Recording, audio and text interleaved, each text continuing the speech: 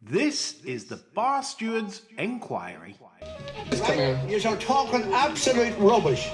Absolute rubbish. In what way? You were an underachiever in life. I saved your bacon one time. You were gone. You handled that well. I couldn't save you.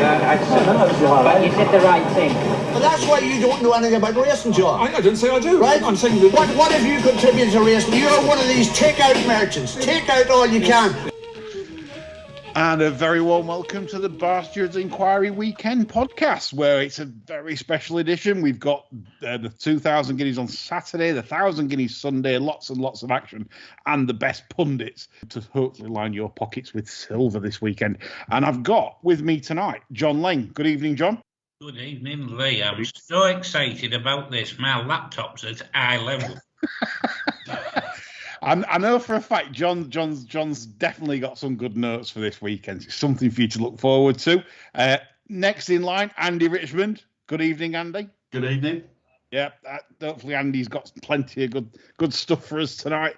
And last and certainly not least, making his debut for 2022 after several appearances last year is Flat Guru Nick Davis Zilzal 89 on Twitter. Good evening, Nick. Good evening, Lee. I can break these second-nighters I've had on your show. I think I'm doing that 9 bets in about 5 seconds at about big prices. So we will see. This is the good thing. It's a clean slate in the Naps table. And obviously, we don't want Quentin Franks to win again. So if anyone wins by Quentin Franks, fantastic. I may or may not have laid a big bet on Quentin Franks to win this year's Naps table. Yeah, but you do the table. Yeah. So yeah, exactly. So let's do this. Right. Without further ado, then, because it is a very busy show, I will crack on with our best bets for the weekend. So I'll kick us off.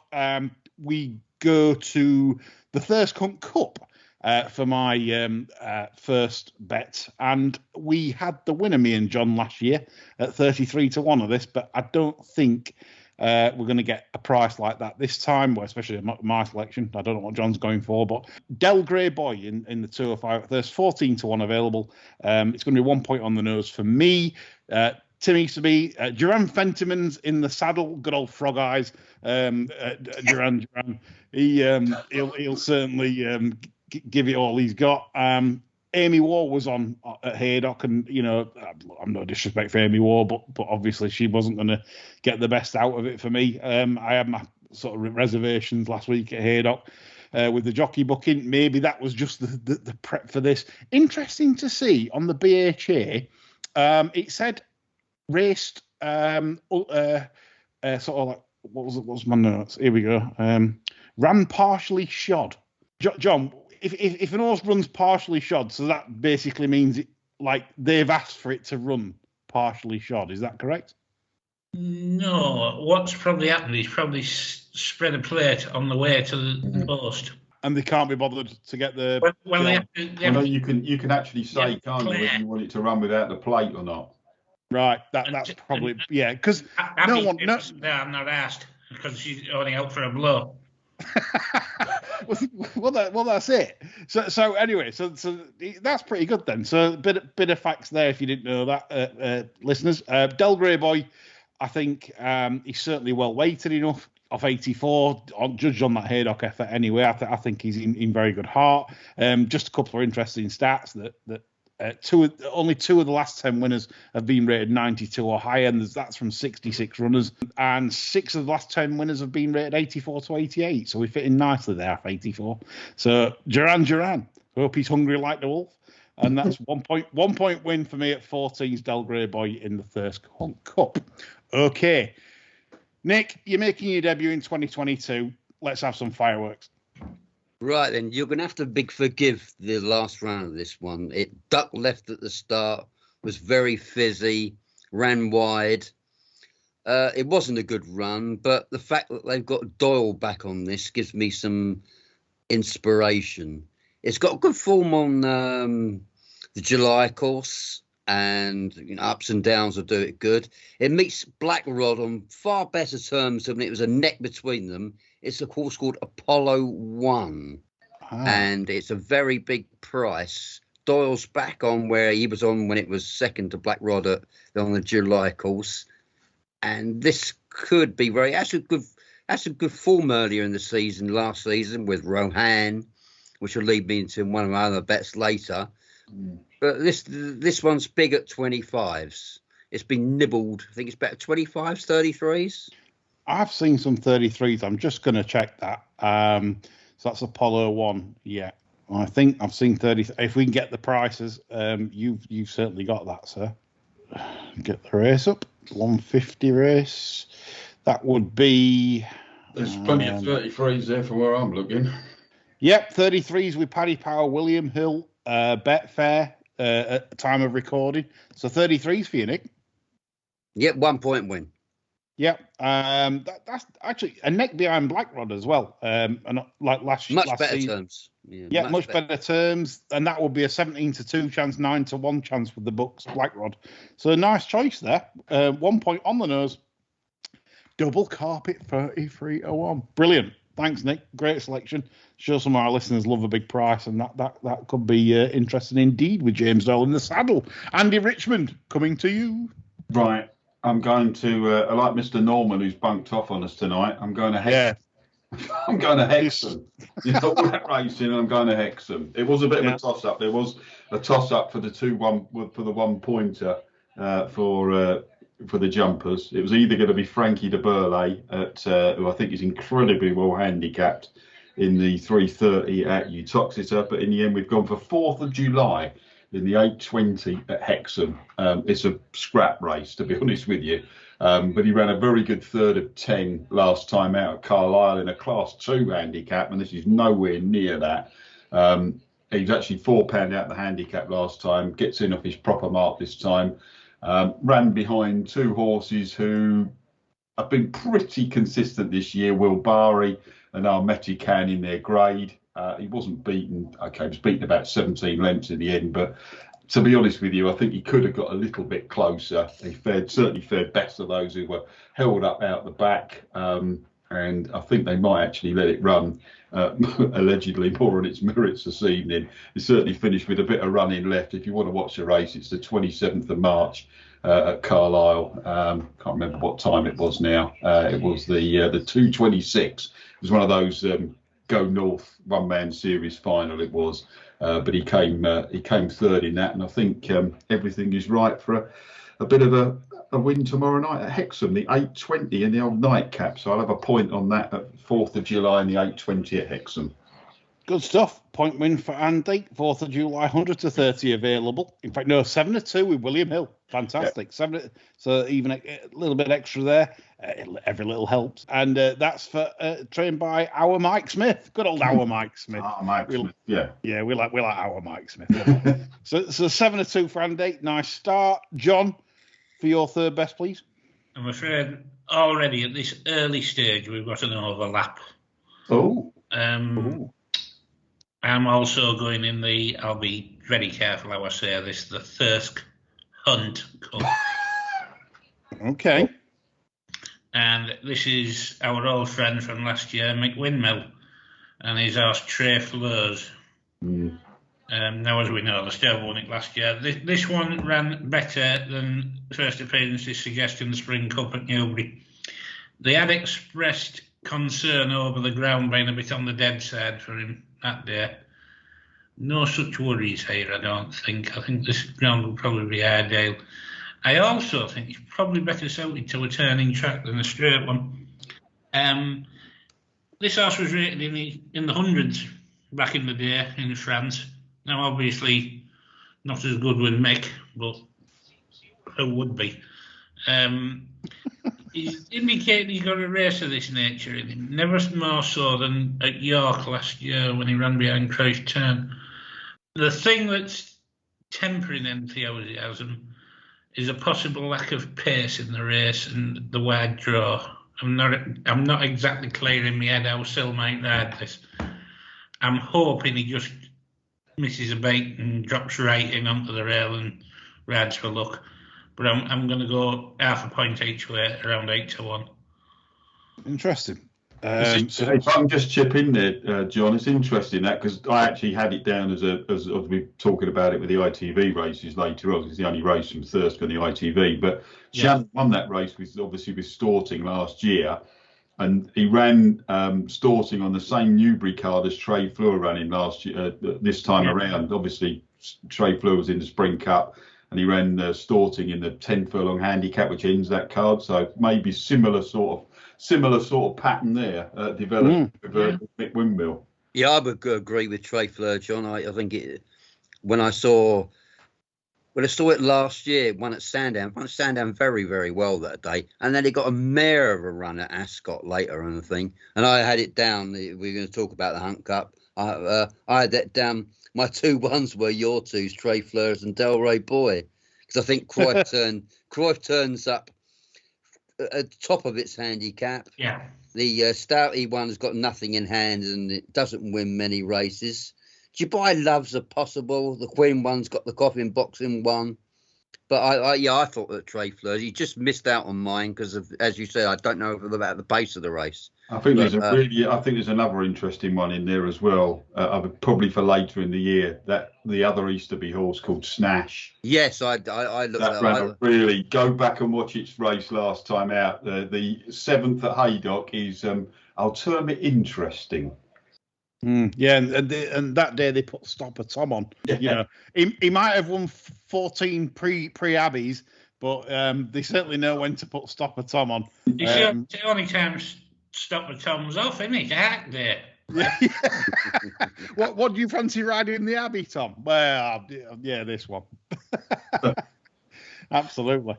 No. Good stuff, chaps. That so like future wants to follow Snash and keep an eye on that.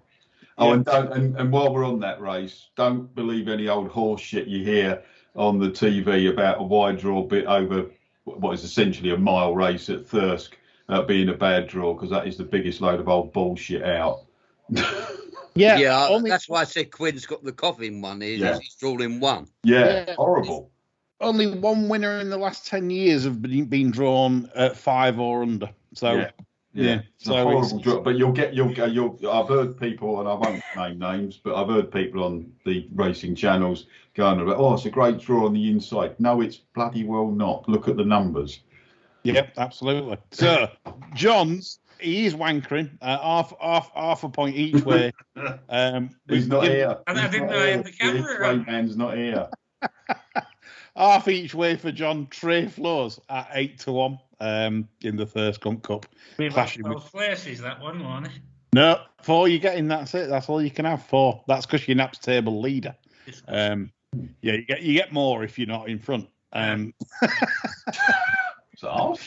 Yeah, that's it. No, it's 4 places. You check out Oz Checker. There's only Sky Bet, and no one can get on with Sky Bet. There's no one in the world can get on with Sky Bet. And anyone that's left that's getting on with Sky Bet, just do something else. Right, anyway. So we move on to our second best bets, and I'll spin the wheel back round the other way. So, John, I'm coming to you for your second best because you're in great form. I can sense it. It's turning into the Happy Tim show, this. In the 1:30 at Thirsk, Barney's Boy. This was strong in the market for a seasonal debut, which suggested it was on a mark that Tim was finally happy with after several knot-offs towards the middle and back end of last year. I thought he looked proper slack myself, but what do I know? Then, surprisingly, he weakened inside the final furlong in the manner of a horse that was proper slack. But the soft ground maybe found him out a bit as well there, close home. He's sure to do loads better here, and I mean sure. He's got a good draw. He's undeniably well handicapped. 6 runs ago, he's running off 86. He's off 74 here. This is an absolute snip at 9-1. 1 point each way, wankering. Well, yes. I mean, it's, like you said, John, 9-1 each way.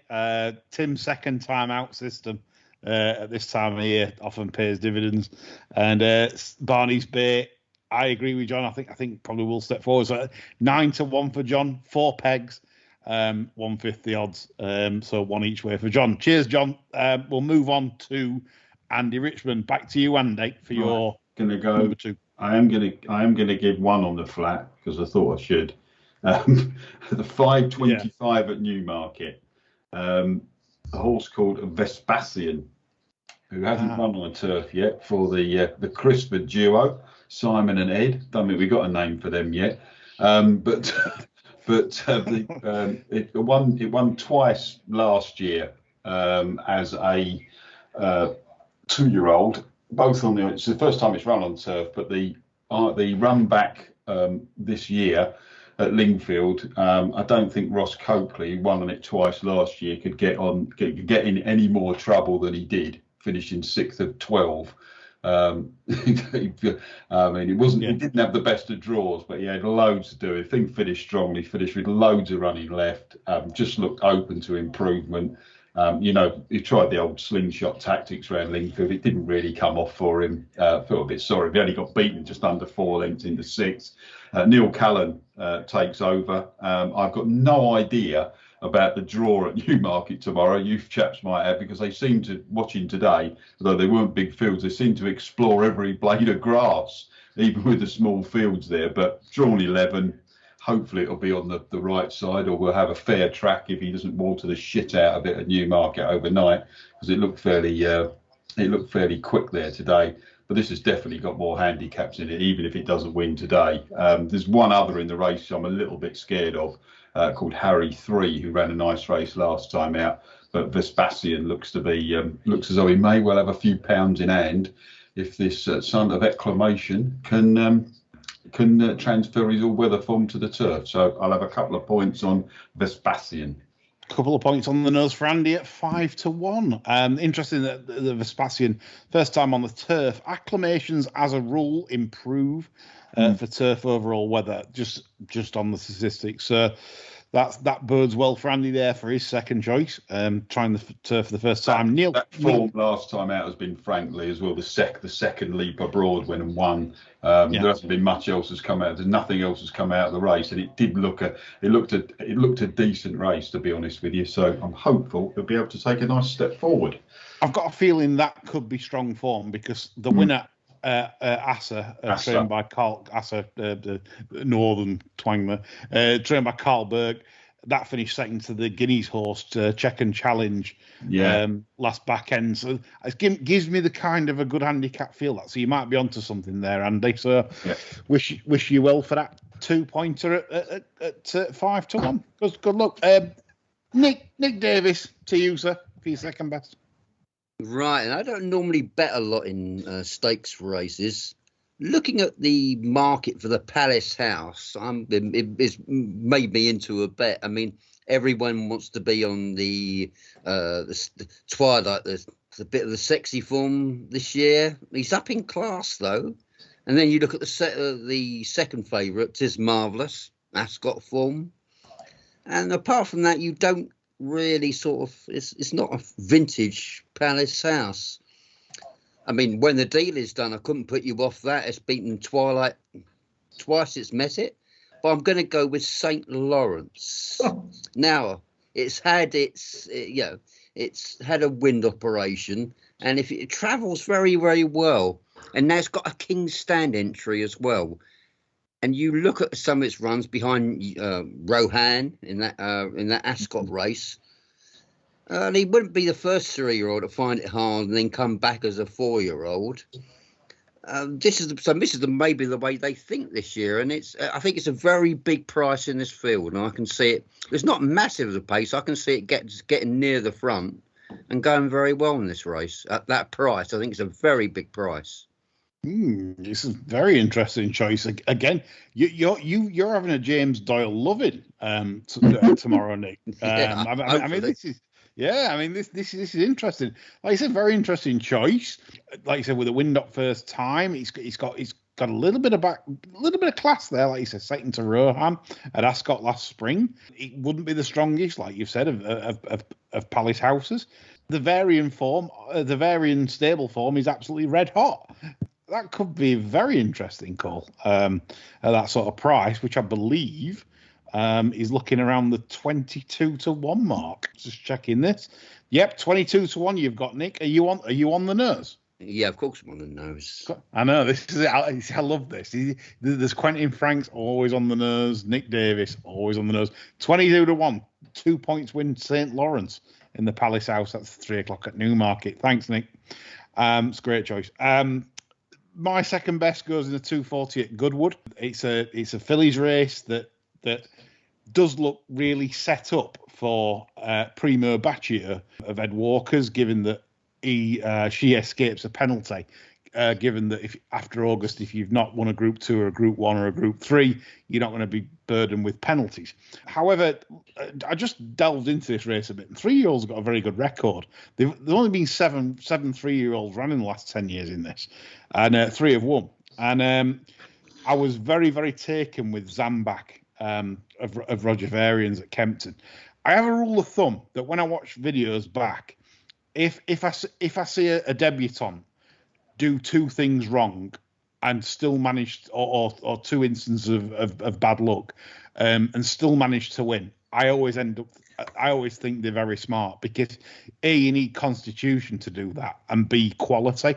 Well, this filly missed the break from stall 13 over 7 furlongs at Kempton. Did get dropped in quite nice in the end, though, so that was the bit of luck into end up round the inside. But then what was impressive, approaching the furlong pole, she had absolutely no room. Had to switch, which is definitely at that stage of a race is a big momentum loser. But she had the class to quicken up, get there. When she got there, it's as if she didn't know what to do. As the one on the far side, I believe it's won a handicap of about 80, I think, since of Owen Burroughs. That was coming back at her, but she just pricked her ears and just went again, as if to say, I've got more left easily. A sign of a quality filly. I'm told as well off a few snouts of mine that her work's been very, very good. And I think she's a real promising filly. And 100 to 30 is available with Bet365.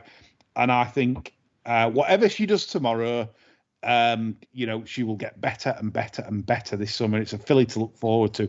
So Zambak, 100 to 30, that's my 2-point win selection. Okay, on to our best bets. I'm going to swing it again. I'm coming to you, Andy, for your very best. Right. We're going to go to Punchestown and the 425. So I've got me either me Declan Carroll or me Catherine Fry hat on here. As we haven't got. Yes. But I'm going to go. As long as you haven't got the Catherine Fry thong on. Thong. Yeah, Catherine Fry, 49.95 Cheltenham Town thongs. Available exclusively on the Bar Stewards website. Absolutely. I don't think that would be a particularly me in one of those wouldn't be a particularly pretty sight. I'm sure Catherine would be much better in one of those. Match worn, Andy. Match worn. A lot better. Let's get myself out of that one. Donkey Years we're going to go with. I think there are quite a few JP runners in this, so make sure we get the right cap colour. But it's in the 425. The Pat Taff handicap chase over 3 miles. I think there's 14 runners in this. It's well represented. Mark Walsh takes the ride. This horse, I'm going to have to bottle out and go each way here, because he does. I mean, if his last 3 runs, he's traded at 1.33, 2.02. And last time out, 1.11. He does travel extremely strongly through his races. So if you are backing him and following me in, you might want to take your stakes back somewhere near somewhere throughout the race, or back him each way. That is the proviso on this. But I do think he's got a very good handicap chase in him. He's at the right end of the handicap. He ran second to Deafy Blue at Fairy House last time out. Travelled much the best of the race. He might have just run out of a little bit of stamina at the end, but he looks a handicap, not quite a handicap good thing because of the way he finishes off his races. But I've got a feeling he might just be able to get home here, and he's definitely progressive. I think he's off a relatively nice weight here at the right end of the handicap. He's off a mark of 128. He's off 10 stone 10, and he just looks well handicapped in a field where I'd struggle to say much or many are particularly well handicapped. I would point out that the Brits have got quite a good record in this race, and we have got 2 challengers in this: Duke de Beauchene from David Pipe's yard, and Harry Fry with Phoenix Way, who's also in the JP colours. But I'll go Donkey Years, a 1.5 each way. I think he was around 13-2 with 4 places. 13-2, 4 places. But yes, the warning is there. But the warning is there. He does travel, but if you do want to cover your stakes, I would do so at a relatively short prices on the machine. Yep, that's with William Hill at the time of recording. So 1.5 each way for Andy at 13-2, and hope that goes well for you, mate. So good stuff there. John, I'm going to come to you for your best. This is actually on Sunday. It's in the Pretty Polly, not the Pretty Polly, the Daily Stakes, sorry. Yeah.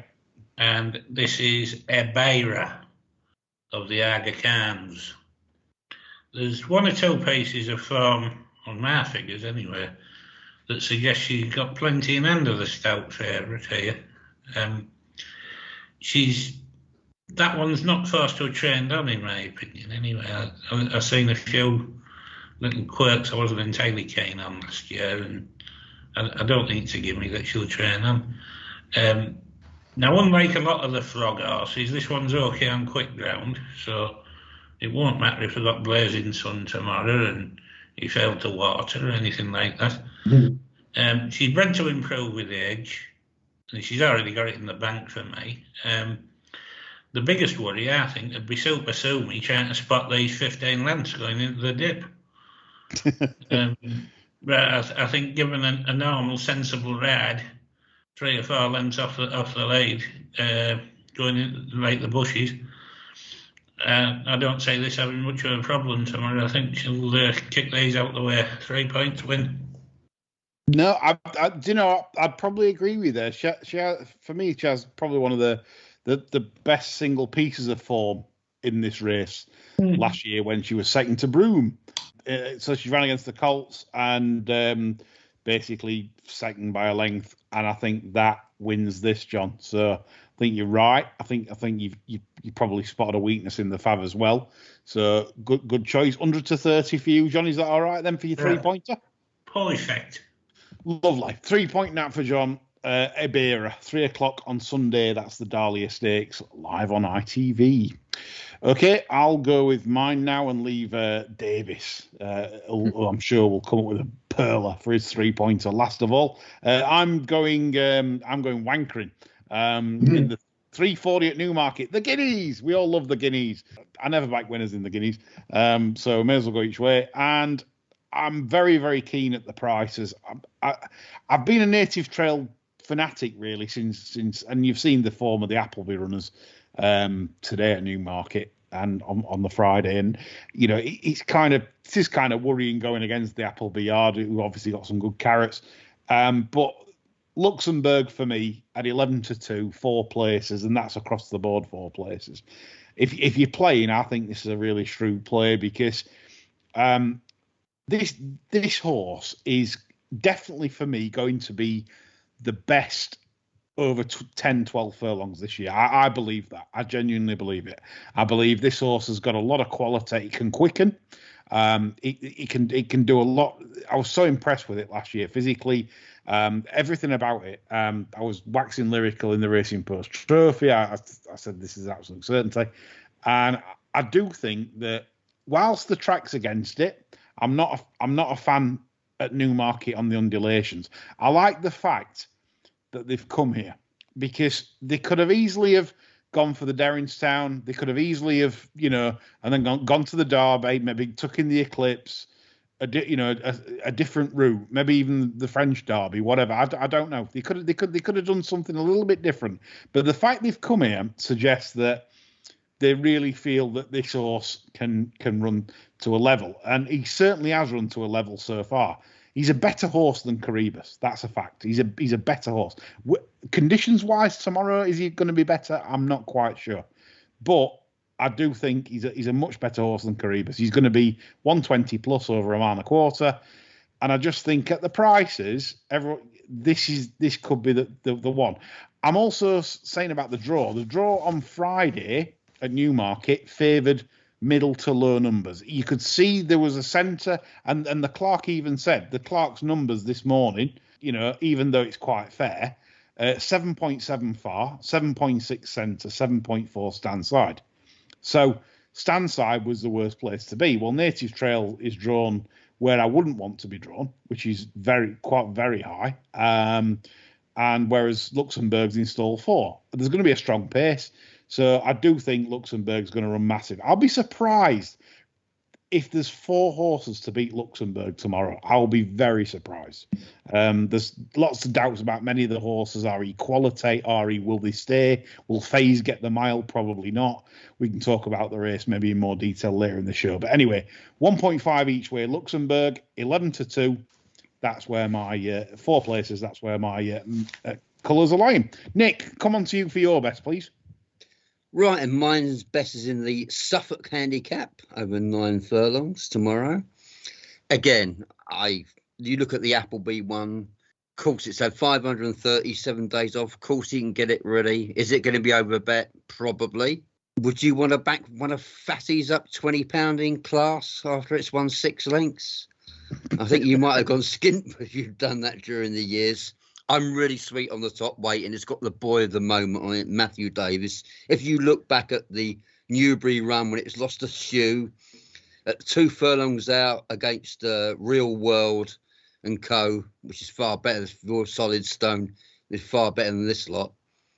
It was going well. It's had its naggers off. It acts at Newmarket. It's won here. It's won over the undulations before. And I think this will win tomorrow. Yeah. Moving time. Roger Varians. I'm hoping for a variable day tomorrow. I'm going to say, yeah, he's a variant James Doyle kind of day for us all tomorrow. We want more variant winners and James Doyle and Harry Davis. Great for his 7. Great hands, really balanced. Obviously not the strongest yet, but that's why you get in the 7, and that's taking you down to a very workable mark. So Nick's very, very confident, and obviously this is going to be on the nose. I'm just trying to get the best price for you, mate, here. Looking at the prices, we are looking at 4-1 generally available. It's getting absolutely hammered, Nick. I don't know if you've played. I know, I backed it already. John Lang, Nick's been doing the shops in London town. He listens to the show. He knows how it works. You tip it you back it, and then you tip it on the show. Correct. So moving time for Nick at 4-1 now for his 3 points, but Nick's had plenty on at bigger. Let's not be mistaken about that. Fantastic stuff. Well done, Nick. Right. Let's come on to the meat of the action tomorrow and on Sunday.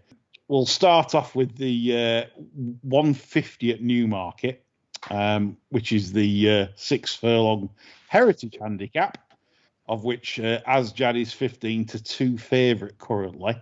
Nick's tipped in the race. Could this race decide the Guineas? What happens in the Guineas? It could well do. If you could actually see this if something belts out on the far side, and to be honest, that's where the pace is, I believe, on the far side. The pace is all low. Yeah. No, you got just another bottle in 10. Just about, yeah. Yeah. Yeah. Depends where he goes. It depends where he goes in this. He might go straight up the centre. Yeah. I agree. It can influence them easy. And I noticed today, was it one of the Appleby horses? I think it was. Andy might know this one because he pays more attention than I do.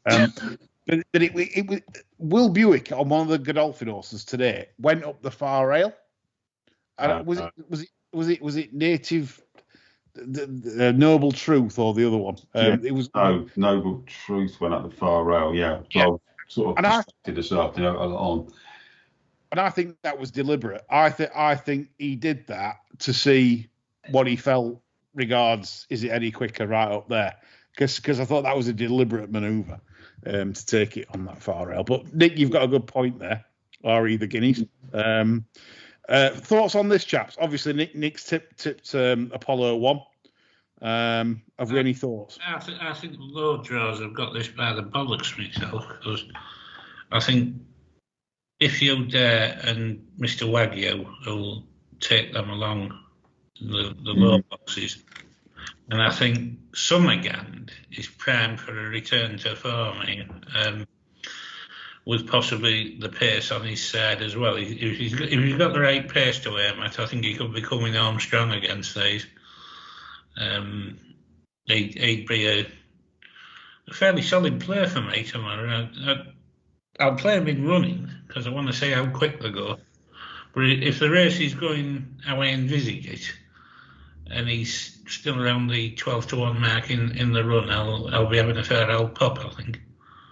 Yeah. No, Summergand has a bit of class. Andy, any thoughts from you? I quite like Blackrod. Not apart from the fact it's a place where I live, but really, because it's owned by the guy who owns it, David Armstrong. Has got businesses around here, and he names all his horses after places in the northwest. Blackrod is obviously the sort of little village where I live, or village town where I live. But I do think he's got quite a good chance actually, because as John's pointed out. And Nick has pointed out as well, there's a lot of pace low. You've really only got just another bottle, haven't you? And you've got other bits of pace over there as well. As Jad, that could go forward as well. So that far rail, and I'd imagine if you do get all the low numbers there, it may well lead to a little bit of a shuffle in the Guineas market. It'd be interesting to see if it happens. There's sometimes an complete overreaction, isn't there? I mean, we had that in the Air Gold Cup, was it 2 years ago? Yeah. Was it last year when everything was winning up the near side? And who was it who stayed far side? It was Kevin Stott, wasn't it? I can't remember the name of the horse now. He stayed on the far side, played a lone furrow and won it by about a length. Bielsa, wasn't it? Was it Bielsa? Yeah, Bielsa, that's it. Yeah, that's the name of the horse, yeah. So it's like, sometimes you can get an overreaction or so the other way round, but it's not a race I'd want to get too mad in. I shall respect Nick's opinion and throw a couple of quid on the machine at Apollo 1 with Mr. Doyle on.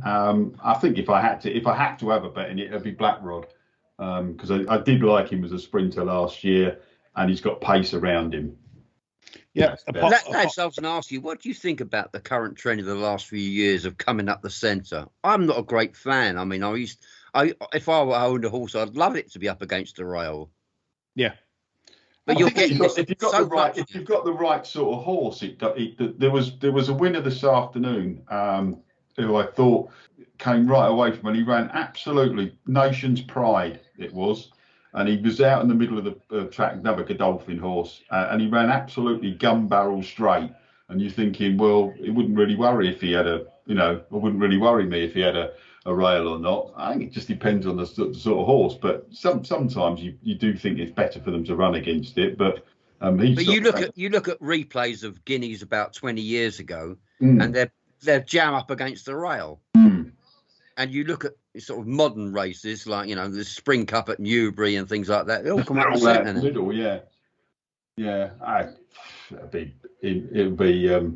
be interesting to see what happens. I'll just say it depends what happens in this race. It could have a big influence on the game, because there's nothing else with this really massive field there until you get later on. Yeah, it just looked to me, the Guineas looked a bit Rock of Gibraltarish. For younger viewers, you may not remember that, but if you're a Jamie Hawkwin Spencer fan. John loves Hawkwing. John, would you say Hawkwing's probably the classiest horse to get beat in a Guineas? Oh, some question that. I don't know. Mill Reef was pretty good, wasn't he? He was. But I know, but the thing is, like, Hawkwing was astonishingly quick. Yeah. I mean, good God! I mean, he was coming home over the top of Rock of Gibraltar, wasn't he?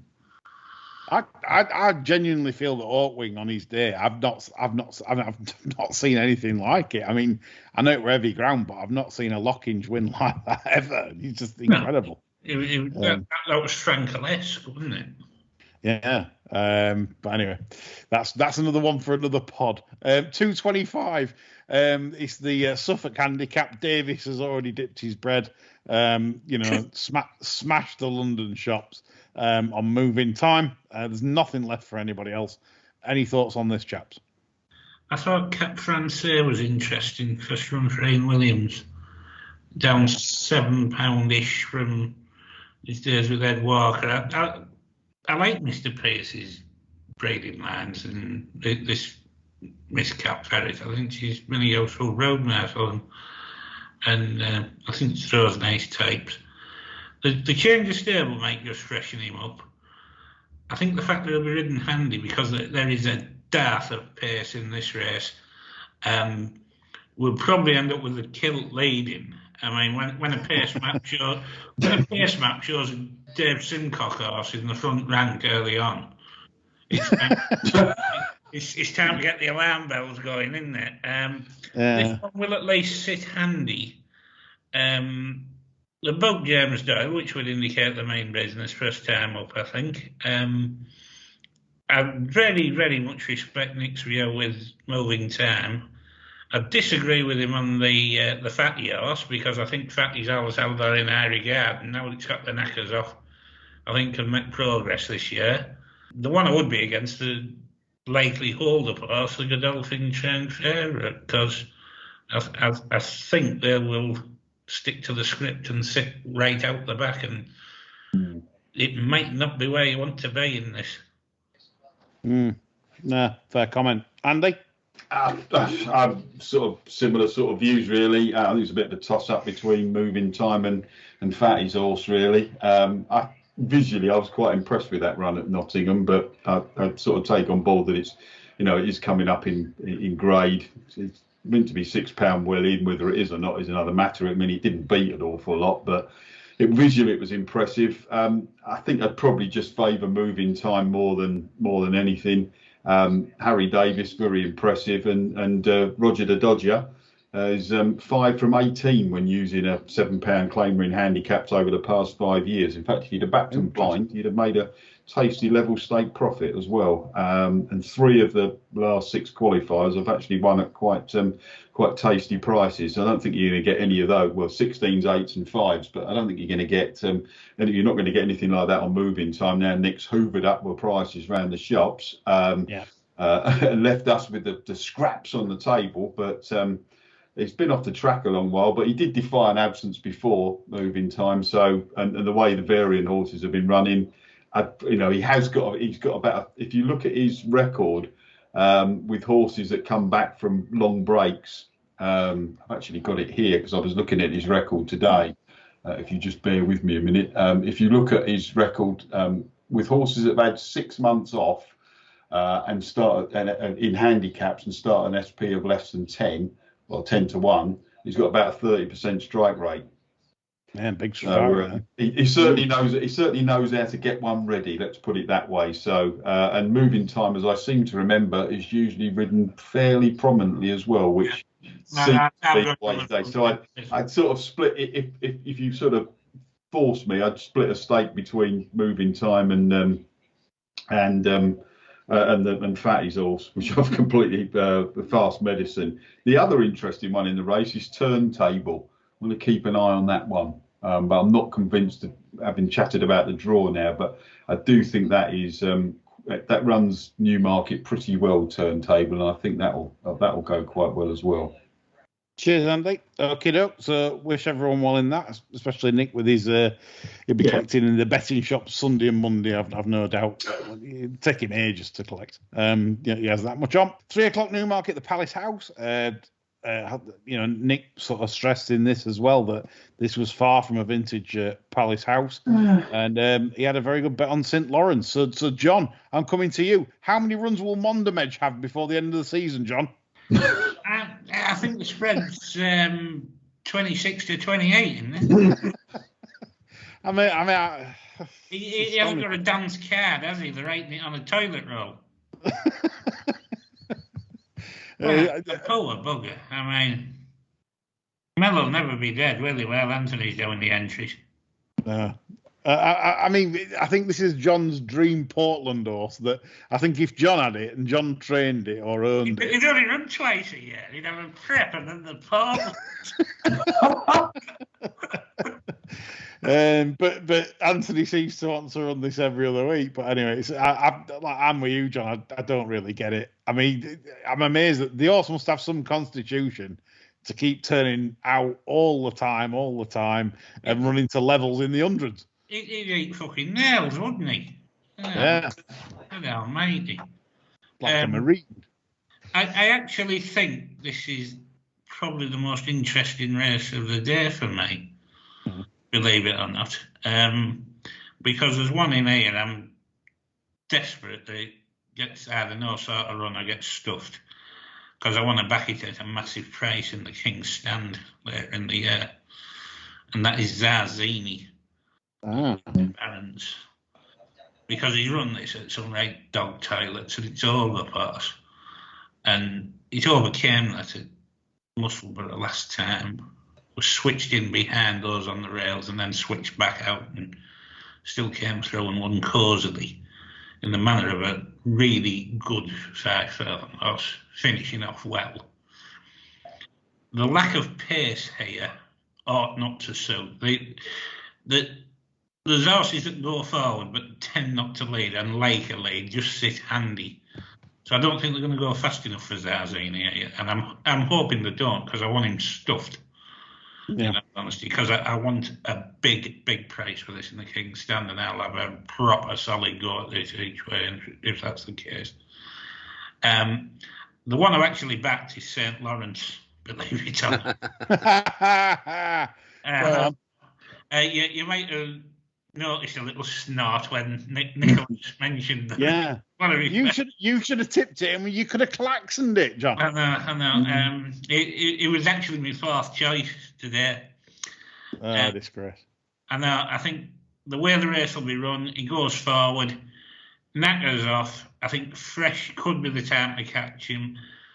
Again, I think the fact that there won't be a suicidal pace where they went really quick when Twilight Calls won that handicap last time. That probably won't suit him. They'll ride him the same because they're thick.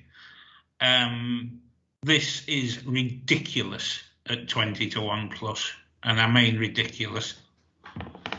Yeah, no, I listening to Nick's case, like I say, I totally agree.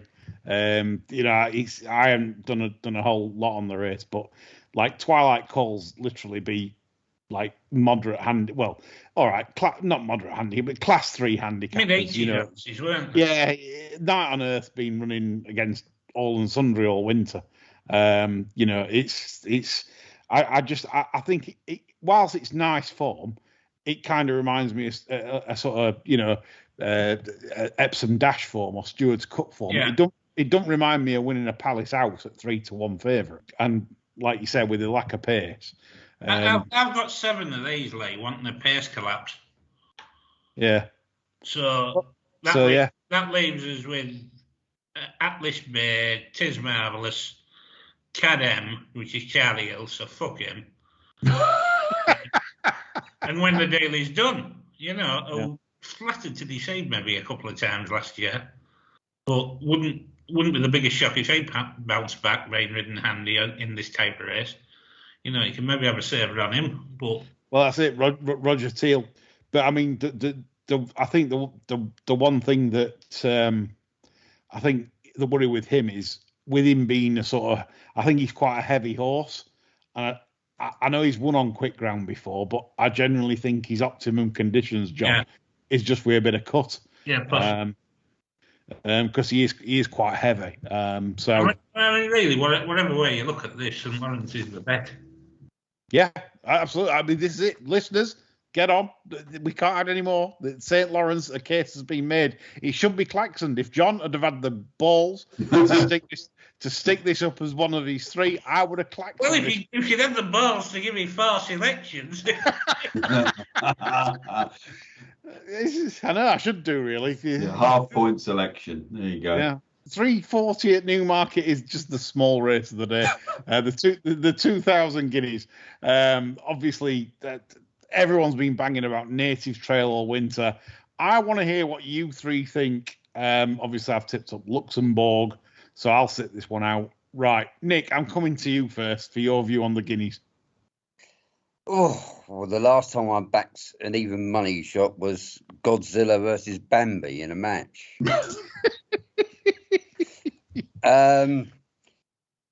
If you're on one side and it may not be favoured, I just can't see how you're on anti-post here. I can't see how you back it at even money tomorrow. He does take a little while. It's not an instant acceleration. No. And if he's really away from them, or he has to come over, or everything comes over and he's behind, you could see something there. I mean, I've seen even money shots getting stuffed in the Guineas before. He should win, but not for me at that price. But I can't put a bet up. That's all.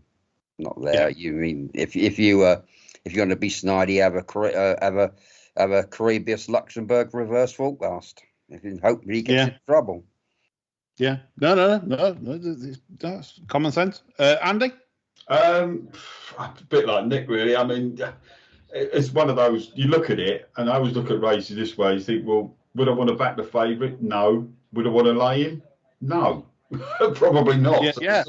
It's one of those. I mean, there's little niggles about him. I like the way he's won his races, but he can hit a little bit of a flat spot in the race. I didn't think he handled it, even though he won last time out, particularly well. And this is a better race than he won last time out. The ground might be a bit faster, and I don't think it's going to be ideal being drawn out on the wing, but that might be proved wrong by the sprint. I take on board what you said about Luxembourg. I think if you wanted to back Luxembourg tomorrow, you'd be better off backing him for the Derby.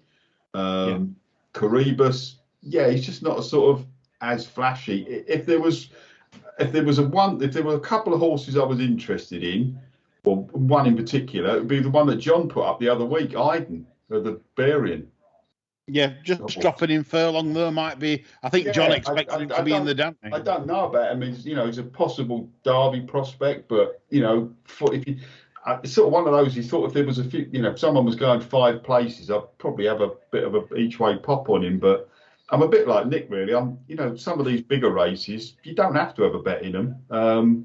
And I'm quite happy to sit and watch, to be quite honest with. And unless there looks to be a massive bias one way on the draw, but you can't always tell, as we just said with the example of Bielsa. So I'm happy to watch. The one I'm interested in, Eden, or is it Iden or Eden? I don't know which way. Eden. Eden. I think he's an interesting horse for the future going forward. So Andy's letting the dog in, and gin and pate for Andy during the Guineas. John. The only obvious pace is the Kilt. Possibly pressed by Dubai Legend.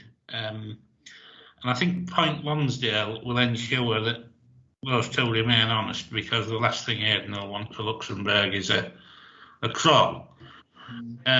For me, would Aidan do a nasty and tell Frankie to go stand side, taking the few with him, and leave the rest on the fast place? I don't think they're cute enough, Nick, to be honest. It certainly crossed my mind to do it. I don't think they would do that myself, but it's a good plot, For me, there's 4 in it, really. I think Native Trail, obviously, Luxembourg, obviously, and maybe not so obviously, Aidan, who I think this is akin to asking a potential 1,500 metre runner champion to win the 800 beforehand. I'd have much rather seen him going to a mile and a quarter in the Dante. But I do think he's a rattling good horse. It wouldn't surprise me if he ran really well. But the interesting one for me at a sporting price is Lucille of Richard Hannon's.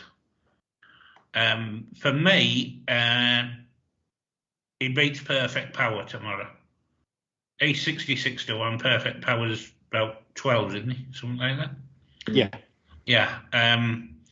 He was coming on better than Perfect Power close home at Newbury, I thought. He looked more in need of the race. He's got good form in the tank. I think he's about sixth on official ratings. I think he's a July Stakes winner. He's got enough pace to burn. 66 to 1. He's a bit wonky about that horse, I think. I fully take into account Levy's on Tacarib Bay, which I wouldn't argue with. You know, Pat Dobbs is fairly useful on this horse. I think 66 to 1 is big on a horse that's going to be ridden handy when there's only the kilt dictating. The Hannons have got a good record with big priced horses in the Guineas down the years as well. He was actually the other one. By the time of the derby, aren't they? So, you know, this is his derby. Yeah. No, fair play. Okay, right. Due to time constraints, we're going to move on to Sunday and just look at the 1,000 guineas and then any other business to finish. We'll straight on to the 1,000 guineas, folks, on Sunday. Any views on the Fillies Classic? I just think Tenebrism's the one, really. You know. Did you think it was stayed, John? Yes, I do. I think she relaxes nice enough. Yeah, I think you get a nice quiet ride. He'll drop her in, cover her up, unleash the beast about 300 yards out, and be easing up 100 yards out. What do we make? What do we make of the money for Tuesday? The other Aidan O'Brien horse. I think they're fucking idiot. Well, I did watch Nace, and I wasn't that impressed. I know obviously she's very well bred, and it'd be folly to rule out something with her pedigree, you know, not to progress and stuff. But I just couldn't on that. Yeah, obviously she was short. They're probably going on the short head second to Discovery's on debut, which obviously, you know, is obviously a good run. But I do think Discovery's probably was a bit value for more than that. Got a little bit hampered in the run, etc. I watched the French fillies, and obviously Molavath was second in the Breeders' Cup from a wide draw, which was a good effort. But if you Pizza Bianco the winner, you'd be disappointed if like a classic winner like Malavath was beaten by Pizza Bianco coming from a similar position. It would basically say that the Yanks have better Group 1 fillies than what we do. They may well have if Molavath wins the 1,000. Obviously, her form ties in with Zelle. She had more turn of foot in France on she made Zelle look a bit slow, but of course Fabre, you know, he can bring them on massively from that. Yeah. I mean, Fabre as a trainer, you know, you've got to respect, because the French obviously spy weakness in the fillies this year, and my prediction will be the fillies will be nowhere near up to the colts, unlike in previous years when we've had, you know, fillies that have been dominated over the colts in terms of quality. This year, I think we're going to be a little bit short with the fillies. The way I play the races, I'm going to go all in or nothing. I'm going to reverse forecast on the French. Yeah, no, I can. Do you know what? I can see that happening because, as I said, if Tenebrism doesn't get home, we're not that enamoured with Discoveries and Tuesday, I don't think. That leaves the French, because Miss Onseen is my Oaks filly. I think she wants further. When she ran behind in Spiral, she was just plugging on and staying on all the time. And I did make her a bet on one of the pods we did a while ago. You're a bit pissed off she's running in this late instead of something like the Miosigara. Yeah, I'd like to see her in a proper Oaks trial, because I mean that they sent her to Del Mar, and I was like shocked that they actually did that, because a mile round the tightest track in America, just about for the mile, and this filly was like needing every yard on good to soft at Newmarket to get up the hill. So what did, you know, the daft Qatar man do? Oh, I know what, we'll run at Del Mar. It was the worst placing I've ever seen. And now it's the Guineas, which they're fairly entitled to do, but she's not going to win this on quick ground, and she'll probably be staying on late, 5th, you know, that kind of thing, 6th, hopefully. But yeah, I'm like you, John. I'd like to see in a proper Oaks trial, then to the Oaks. I can see this getting her off her head, and then she'll pull like a twat in the Oak. Well, that's it, because, you know, you run it a mile, and then if you go up in trip, then all of a sudden you haven't been trained for that race. So. Unless this is a schooling exercise, which would be pretty fucking stupid, all said and done. Yeah. She's going to be off it after a furlong, isn't she? Pretty much. Yeah. She's not quick enough for a mile. She's not quick enough. You could scramble her fucking brains doing this. But... Yeah, anyway, this is what owners do, and they're fully entitled to make the choices. But Andy, anything for you on the 1,000? I'll give you a stat against Tuesday. If you look at the 1,000 and the 2,000 guineas, so both races since 1989. If you take the horses with one run as a 3-year-old, who've had under 3 career runs, they're 0 from 68 in both classics, and Tuesday would fail that statistic. So there's one from left field. Wow, no. I mean, again, the 1,000. I think I'd probably be with Nick and sort of maybe have a look at Malavath there with Super Sumi on, because none of the others really float the boat. But I'll probably be getting stuck into this, more summer jumping.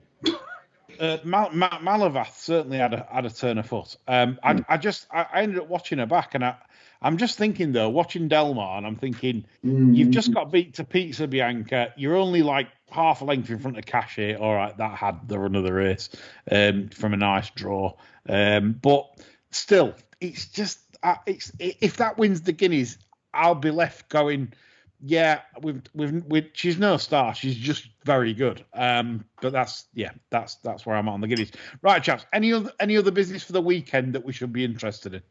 I think if he brings out Red Verdon with Harry Davis on again, if it's come out of the race all right, I think it's worth his £7. I think it's got a very good chance of that. He got beaten in a handicap with Wolverhampton and Neck off the same mark, and 1 mile 6 2 miles is far better than the test he keeps giving over 1.5 miles. Is that Red Verdon? Is it on the Sunday? It runs in Sunday, the mile and 6 race. I think I've seen it. Yeah, the 150 race. So Red Verdon there, listeners. Like you say, everyone thought the placing was weird today. Several people I saw on Twitter moaning that Red Verdon ran today, but there we go. That's again their choice. But Nick says that if it backs up okay, could run well. Andy, John, anything else? There's one impossible 25 runner handicap at Punchestown this week, having hit the crossbar twice in these impossible races. I think the Coral Cup form's going to get an outing here. Camprond, who I think will be much better suited by the quicker ground this time out, got totally done by the Clark and the precipitation last time out in the Coral Cup when he finished 4th. Once I'd worked out what was running, because they were all mud spattered, but I thought he ran a really good race there. And Fast or Slow was second in that race. They both run in the 5:30 at Punchy tomorrow. I think either of those will go close and uphold that Coral Cup form. Okay, interesting. Yeah, the Coral Cup is Fast or Slow, Camprond. Yep, all there. Good stuff. John? Nah, I'm sick of it now. The dog needs to come in. Yeah, John's laying dog in. That's my enough. spare ribs are waiting now, lads. Oh, well, there you go. Absolutely. This is it. It's time for us all to go. We're back on Sunday. We hope you've enjoyed it. Bye for now.